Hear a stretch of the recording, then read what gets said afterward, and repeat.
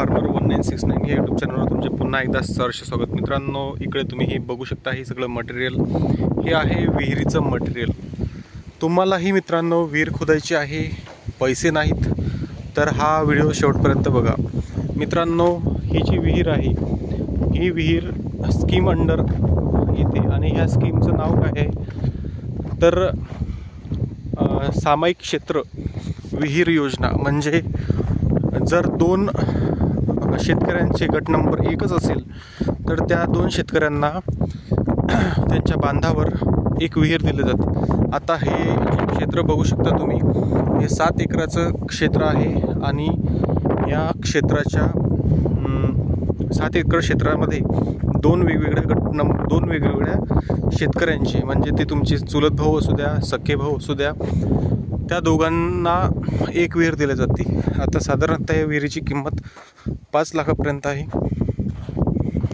त्या 5 लाखामध्ये म्हणजे विहिरीची बांधणी, त्याचबरोबर सगळं खंदणी म्हणजे खोदकाम, हे सगळं याच्यामध्ये 5 लाखामध्ये येते।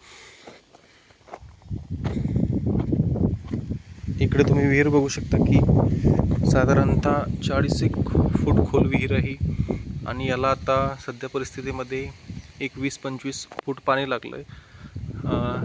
विचार केला तर ही जमीन जी आहे ही विदर्भातली आहे आणि विदर्भामध्ये आपल्याला सगळ्यांना माहिती आहे की पावसाचा त्याचबरोबर पाण्याचा तुटवडा आहे। तरीही इथं 30 फुटावरती पाणी लागलं आहे आणि खर्च हा सगळा जो आहे गव्हर्नमेंटने देत आहे। आता तुम्ही म्हणाल सुरुवातीलाच गव्हर्नमेंट सगळे पैसे देते का, तर असं कुठलंही नाही।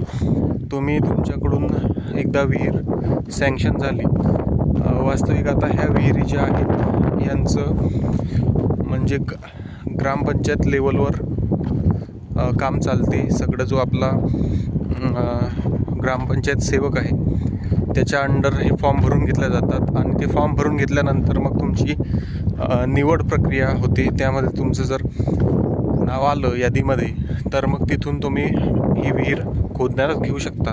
सुरुवातीला सगळे पैसे तुम्हालाच भरावे लागतात।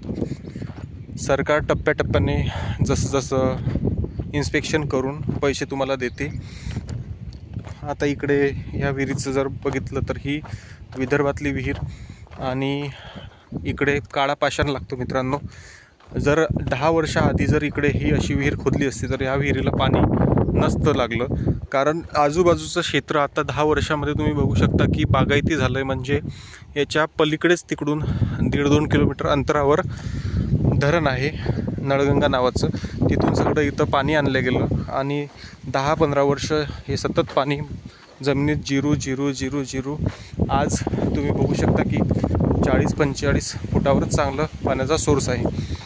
तसा हा काळ 10 वर्षा अगोदर नव्हता। आजूबाजूला कित्येक विहिरी खोदलेल्या आहेत, त्यांना मुळात पाणीच लागत नव्हतं, परंतु आता ह्या ज्या सामायिक क्षेत्राच्या अंडरच्या ज्या विहिरी आहेत त्या विहिरी खोदल्यानंतर यांना 40 फुटावरच चांगल्या प्रमाणात पाणी लागत आहे। आता तुम्ही बघू शकता, जर दिसत असेल खाली, आपण झूम करण्याचा प्रयत्न करू की चांगल्या पद्धतीने ते पाणी लागलं आहे। असं काहीसं आहे मित्रांनो।